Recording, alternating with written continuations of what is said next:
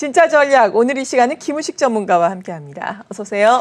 안녕하십니까. 네, 우리 증시도 지금 사상 최고가에서 계속해서 부근에서 지금 등락을 거듭하고 있는 상황인데 어떻게 봐야 될까요? 최고가를 경신하면서 조금 더 화끈한 랠리를 펼칠 것으로 볼 수 있을지 약간 힘이 그렇게 강하진 못하잖아요. 그렇죠. 예. 예, 뭐 주식 시장이라는 게 그렇지 않습니까? 네. 다 열어두고 가야죠.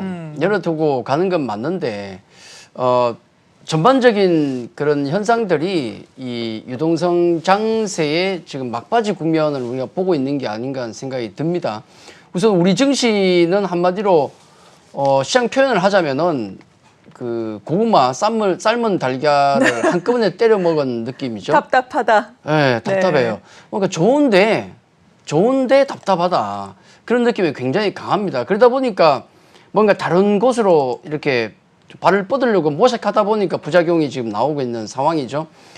지금의 어떤 분위기를 느낄 수 있는 게 요 그림 하나 하면 설명이 될 것 같아요.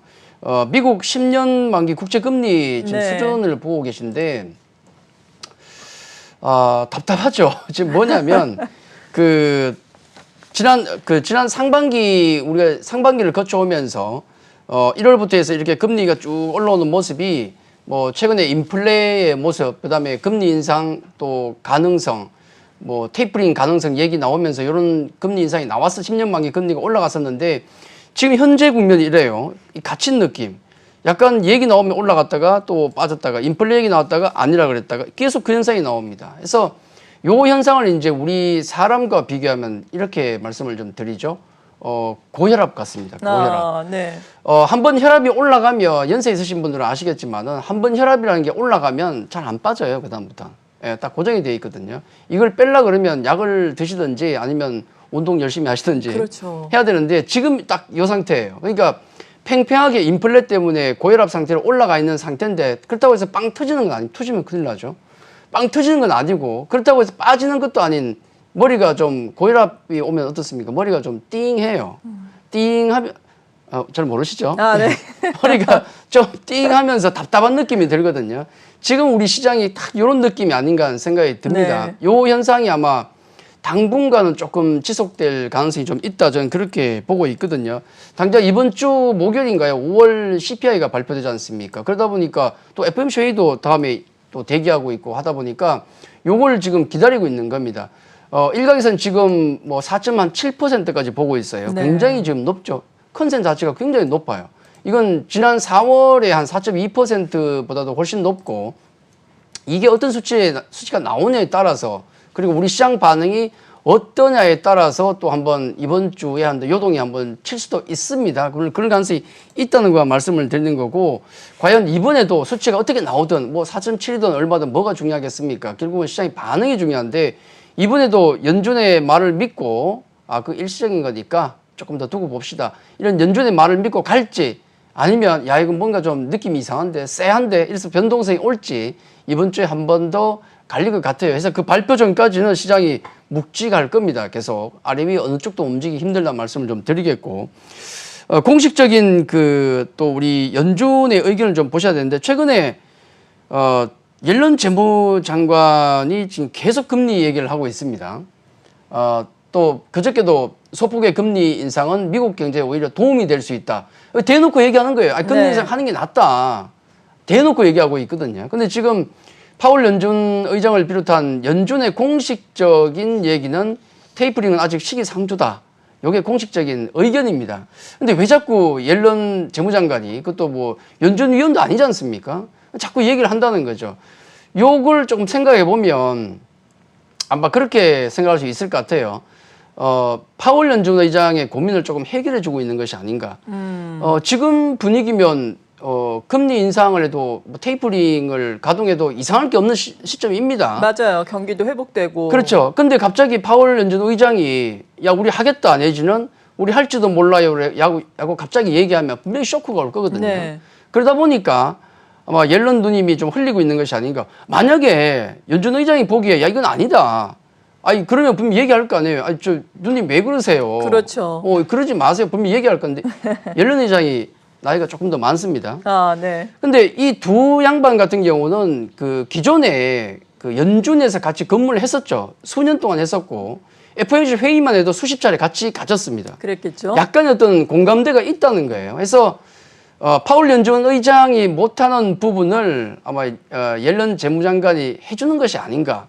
자, 이렇게 오늘 좀 띄워놓으면 우리가 그럼 무조건 할 수밖에 없구나. 그게 맞구나라고 생각을 하고 있는데 나중에 파월 연준 의장이 뭐 8월이든 언제든 야 우리 슬슬 하는 게 맞지 않겠어요. 그러면 그때는 괜찮다는 거예요. 네. 우리 그 요즘은 어떤지 모르겠지만 예전에는 요즘 주사 많이 맞고 있죠. 백신 때문에. 그렇죠. 예전에 엉덩이에 맞았거든요. 어릴 네. 때. 그때 우리 간호사분들이 어떻게 합니까? 주사 놓기 전에 찰싹 때리죠. 네. 그거예요, 지금. 아픔을 못 느끼게. 그렇죠. 예. 미리 그렇게 주사 맞기 전에 지금 엉덩이를 찰싹 때리고 있는 겁니다. 이런 것들이 아마 나중에 충격을 줄이는데 큰 도움이 되지 않을까. 결국 뭐냐면 결국 그 테이퍼링이나 금리 인상 같은 경우는 가시권에 들어와 있다. 이건 뭐 그냥 우리가 그렇게 알고 가는 게 좋을 것 같습니다. 그래서 이런 유동성 장세의 끝자락이 오다 보니까 여러 가지 현상들이 나오는데 그 중에 대표적인 게 지금 간밤에도 또 급락을 했었던 가상화폐. 이쪽이 지금 급락이 나오잖아요. 그렇죠.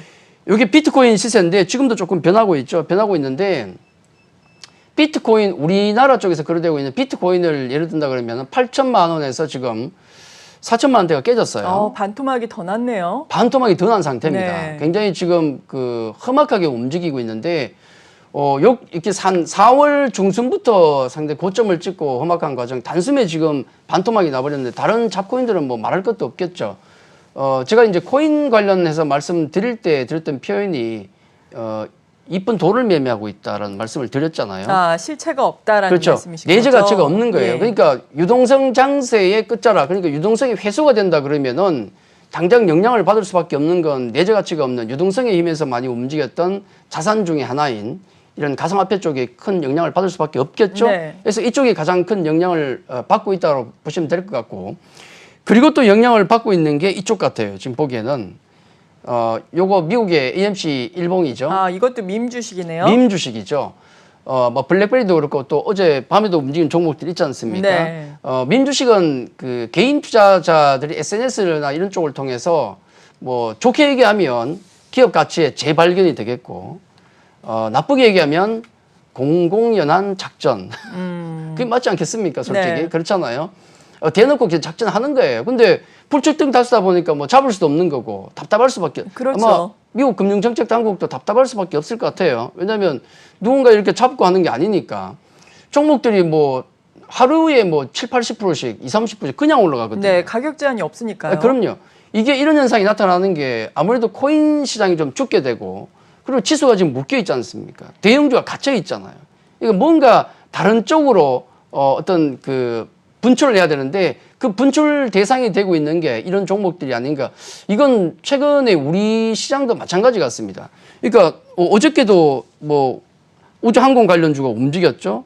또 바이오 관련, 치매 관련주도 움직였고, 또 얼마 전에도 강하게 움직였던 게 원전 관련주지 않습니까? 이런 것들이 당장의 어떤 실적에 반영되는가를 생각해보면 안 될 수도 있겠다는 생각이 들어요. 그렇죠. 당장은. 예. 치매 관련주 움직이는 건 당연합니다만은 다른 바이오주도 같이 움직였잖아요.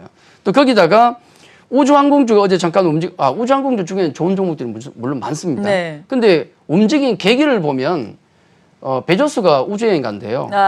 그렇지 않습니까? 예. 자기 은퇴하고 베조스가 우주 그 여행을 간답니다. 네. 그걸로 움직여야 되는가? 그 계기가 약간 우습지 않습니까? 그쪽 섹터가 제가 보기엔 유망한 건 맞는데 어제 움직인 계기를 보면 약간 웃음이 나올 수밖에 없는 상황이죠. 다른 종목도 마찬가지 같아요. 그래서 우리 쪽의 테마라든지 미국의 밈 주식 같은 종목들의 공통점을 한번 찾아보면 이런 종목들은 대부분 그 개인 투자자 외에 뭐 그 외에 회사의 내부자나 기관들은 관심이 별로 없어요. 그러니까 테마주냐 아니냐는 당연히 우리 기관이나 외국인 동향만 보면 금방 알거든요. 올라가면 아이고 감사합니다 하고 열심히 파는 종목들이 있어요. 그건 테마가 되겠고 나머지 실적이 묻어 있는 겁니다. 그걸 좀 구분하셔서 단기냐 중기냐를 좀 매매를 좀 하셨으면 좋겠고, 결과적으로 제가 말씀드리고 싶은 것은 네. 지금 테이퍼링이나 금리 인상은 가시권에 들어왔다. 이제 거의 들어왔다 그렇게 보고 봐야 되겠고, 그렇기 때문에 언제든지 유동성이 회수가 될 수 있어요. 유동성이 회수가 되더라도 지금은 살아남을 수 있는 종목 뭐겠습니까? 나중에 실적 장세로 넘어갔을 때 살아남을 수 있는 종목은 실적 전반 좋은 종목밖에 없습니다. 그래서 그쪽으로 계속 좀 관심을 좀 가져야 되는 것이 아닌가 해서 단기로 뭐 테마주 괜찮습니다만은 실체가 없는 종목들, 내재 가치가 없는 종목들, 자산 같은 경우는 조금 조심해야 된다는 말씀을 드리도록 하겠습니다. 네, 정말 최근에는 사실 그저께 같은 경우에 코스피가 종가상 사상 최고치를 경신했음에도 불구하고 체감지수가 상당히 낮다라고 생각하시는 분들이 네. 많으실 거예요. 말씀하신 것처럼 테마성으로 원전 섹터가 강하게 올라오는 등 종목별 차별화, 특히나 종목별 슬림화가 상당히 심하게 나타나고 있기 때문인데 이런 가운데서 실적 후전주를 좀 모아가자 이런 네. 말씀이신 거예요? 그렇죠. 뭐 종목을 가져갈 건 가져가고 짧게 칠 건 짧게 치고 또 아닌 건 버리고 그 지난 시간에도 제가 유연한 포트폴리오 전략이 필요하다는 말씀을 드렸는데 네. 그런 열린 생각으로 가는 게 맞는 것 같습니다. 왜냐하면 지금 과도기니까. 그래서 제가 포트폴리오를 이렇게 한 주마다 보여드리는데 이번 주 같은 경우는 종목 하나를 더 집어넣었습니다. 네. 큰 종목 하나 집어넣었는데 관 종목 보시면은 섹터 지금 전기전자 코로나 회복, 경기 민감 가치, 2차 전지 낙폭 과대주에서 이렇게 있는데 현금난을 집어넣었어요. 아, 현금을 보유하자. 그렇죠. 그 이유는요? 현금난을 집어넣습니다. 이것도 종목이라 생각하시고 하시면 예. 돼요. 왜냐하면 뭐 비중을 나눠야 되니까. 한 마리의 말에다가 올인하지 말라 그랬습니다. 그래서 여러 마리의 말에 나눠서 투자하는 게 맞는데 그 중에 하나가 현금일 수도 있어요.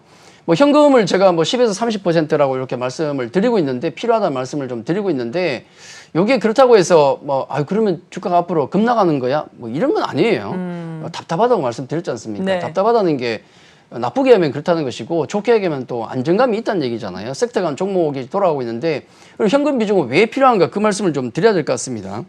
공식적으로 제가 현금을 이렇게 굳이 박아둔 이유는 물론 이제 그러면 비운 만큼 주가 올라가면 시장이 올라가면 우리가 덜 올라가는 거 아니냐라고 생각할 수 있겠지만은 아니 뭐 예를 들어서 반도체나 지금 안 가고 있는 2차 전지 이런 종목들 내 계좌에 100% 담아두면 뭐합니까? 아무 도움이 안 되잖아요. 그것보다는 똘똘한 종목이 한 50, 70 갖고 가는 게 훨씬 낫다는 거예요. 그러면 네.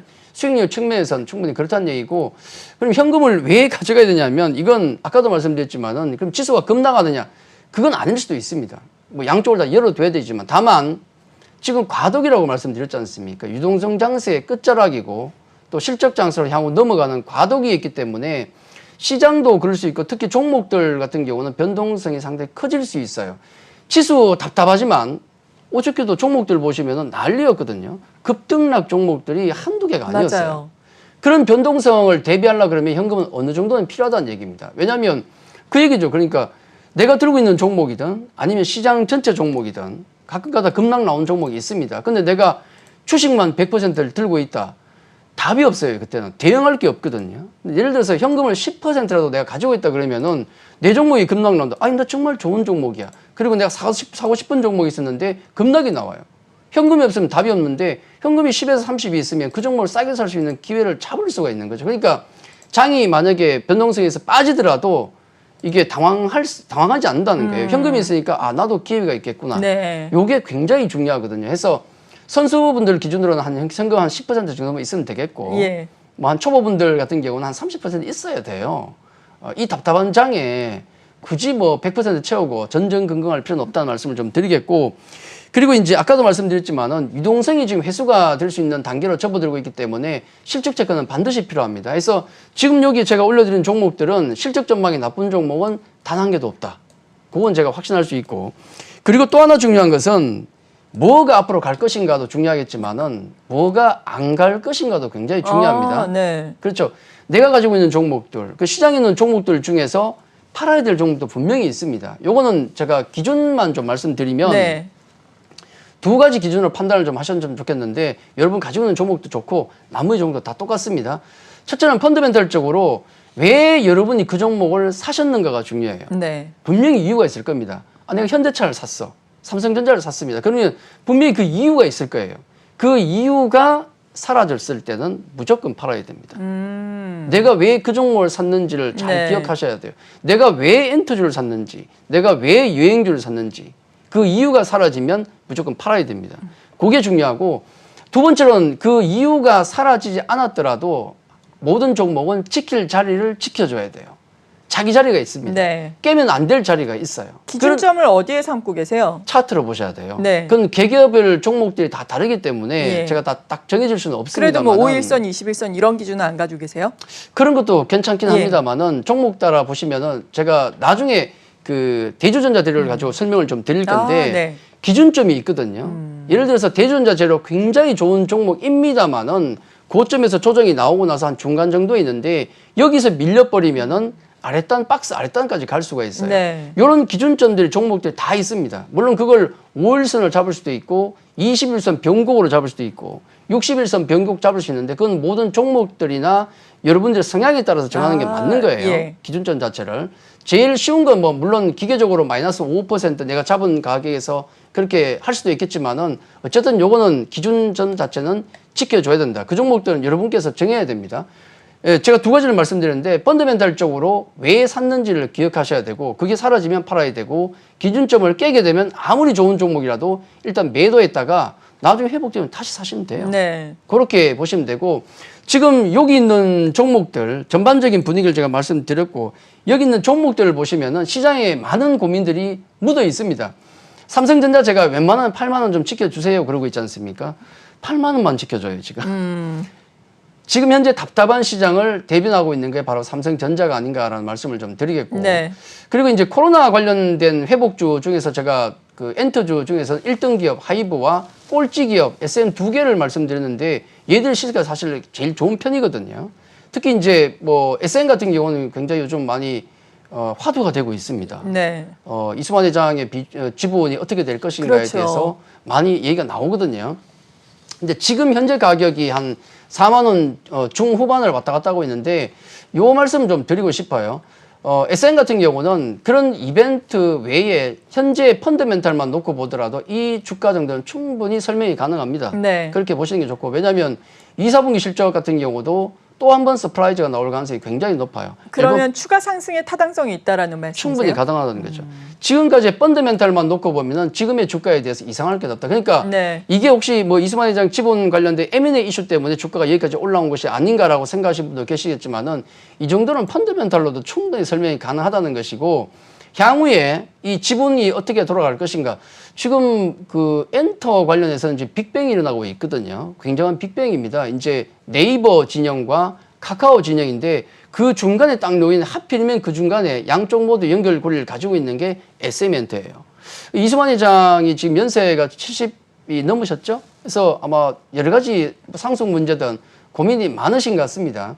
근데 주가가 자꾸 올라가니까 마음이 또 바뀔 수도 있는데 제가 보기엔 SM의 향후 그 이 M&A 관련 시나리오는 한 7개 정도로 나눠져요. 굉장히 네. 많이 나눠지는데 그거에 따라서 목표 주가는 바뀝니다만은 지금의 주가는 제일 하단을 보더라도 충분히 설명이 가능하다 말씀드리겠고 무엇보다 중요한 것은 이 관련주들 그러니까 여행주도 좋고 뭐 호텔 관련주도 좋습니다.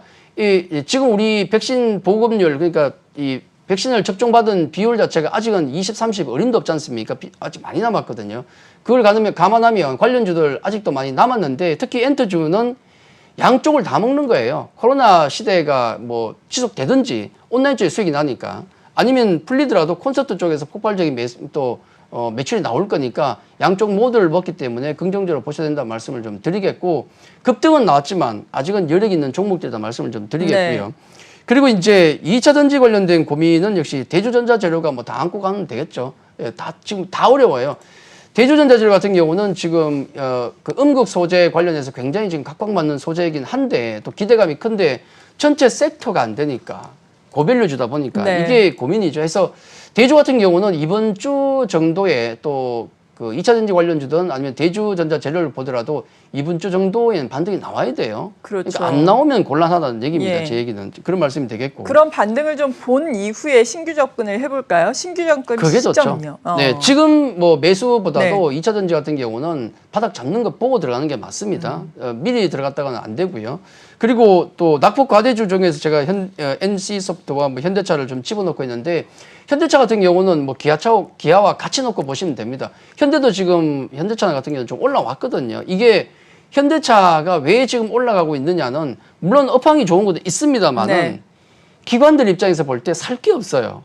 개인들은 살 게 없으면 테마주나 하지 기관들이 뭐 테마주 하겠습니까? 그러다 보니까 만만한 게 현대그룹 주가 될 수밖에 없거든요. 이런 시장의 고민들이 많이 묻어나 있는 종목들이라는 말씀을 좀 드리겠고, 아까도 제가 전체 포트폴리오를 말씀드릴 때 그런 말씀을 드렸지만은 모든 종목들 같은 경우는 좀 유연하게 지켜줄 자리만 지켜준다면 가져가는 건 맞는데 그런 부분들이 지켜지는지를 잘 체크하는 게 중요하지 않을까, 그 부분 한 번 더 말씀을 좀 드리겠습니다. 네, 그렇다면 오늘 장에 있어서는 어떤 점 마지막으로 전략으로 강조를 해주시겠어요? 예, 세 가지 간단하게 말씀드리겠습니다. 네. 유연한 포트폴리오 전략이라는 말씀을 좀 드렸고요. 시장도 그렇게 보시는 게 좋고, 두 번째는 실적 없는 종목은 경계하자. 어차피 지금 유동성 물 다 빠지면은 물 빠지면 실체가 다 드러나요. 그 종목의 실체가 드러나기 때문에 실적 없는 내재 가치 없는 종목들은 경계하자. 그리고 제일 중요한 것 중에 하나가 계속 말씀드렸지만은 추격 매수는 하지 말자. 예, 그 말씀만 꼭 드리고 싶습니다. 네, 지금까지 진짜 전략 김우식 전문가로부터 도움 말씀 들어봤습니다. 고맙습니다.